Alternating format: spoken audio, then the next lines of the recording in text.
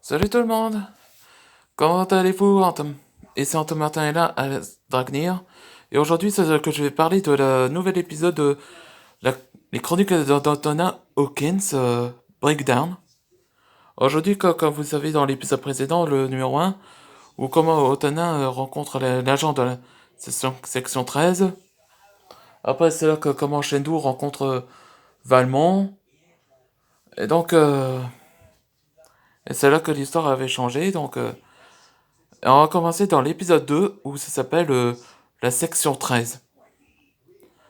Je vais vous raconter comment ça se passait. Là, tout a commencé quand Anton Hawkins s'était réveillé, où il était enchaîné sur la chaise et il se demandait mais où suis-je? Mais qu'est-ce qui s'est passé?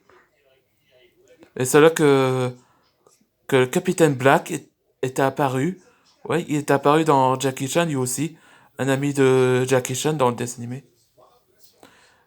Enfin bref, le capitaine Black le rassurera que tout va bien et juste que Jade avait besoin de recruter des nouveaux membres.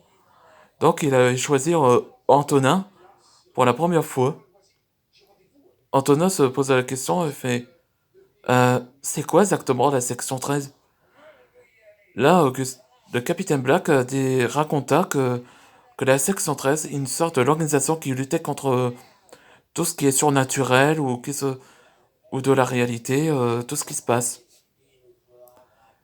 Après que il le libéra, et c'est là que il proposa de Antonin Hawkins de rejoindre la section 13 avec sa nouvelle partenaire, Jade.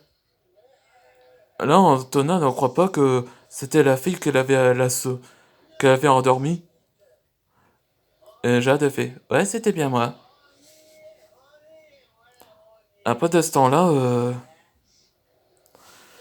là après dans le repère de Valmont, là que les trois ont été échoués après qu'ils ont été tabassés par Jade par un coup de poing et pied. Donc Valmont n'a pas le choix de trouver un plan B. Et c'est là qu'il a été téléphoné. Valmont décroche et fait allô? Et c'était révélé que c'était son espion. Oui, il travaille dans la. Ouais, il y avait un espion parmi dans la section 13. Donc, Valmont envoya ses hommes de main, mais Shendu le faisait ça. Il fait non, non, laissez-moi faire. Il, il tape les mains et ça invoquait les Shadowcan. Donc, Valmont, il fait l'attaque comme ça. Ok, ok, j'aurais besoin de ça. Et il y a un moment dans l'entraînement où Antonin et Jade s'exploraient dans cet endroit, ils visitaient, ou comment il a été recruté. Et c'est là que Antonin a découvert dans la salle des réserves. Et c'est là qu'il a découvert sa première fois son épée. Ben, enfin, il était désactivé pendant dans ses longs sommeils. Et donc, c'est l'épée là. Et cette épée, c'est régisseur en s'allumant. Et c'est là que l'alarme a été déclenchée où Antonin savoir qu'est-ce qui se passe, mais Jade révéla qu'il y avait un traître qui a pris le bouclier. Et, et cet espion révéla d'être Mathieu. Le capitaine Black n'en croit pas ses yeux que pourquoi Mathieu a-t-il fait ça. En fait.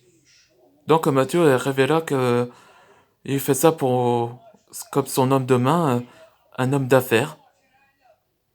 Et c'est là qu'invoquait les Shadowcan. Et c'est là que l'épée de d'Antonin se réagissait pour la première fois et il attaqua les Shadowcan. Jade n'en croit pas ses yeux et le capitaine Black aussi. Et donc Antonin a réussi à vaincre contre les Shadowcan et Mathieu s'enfuya. Jade se demanda pourquoi cette épée s'est activée pendant que tu le tiens. Antonin ne savait pas pourquoi. Et c'est alors qu'un personnage était apparu c'est l'épée qu'il avait choisie par lui-même. Et ce personnage était Toru. Ah, ouais, lui aussi est apparu dans Jackie Chan lui aussi. Bon, je crois que cet épisode se termine. Vous savez, ça fait tellement longtemps que maintenant quand j'en ai 52, c'est faux que ma chaîne YouTube s'agrandisse bien vite pendant toutes ces années-là, depuis 2020. Bon, allez, bye.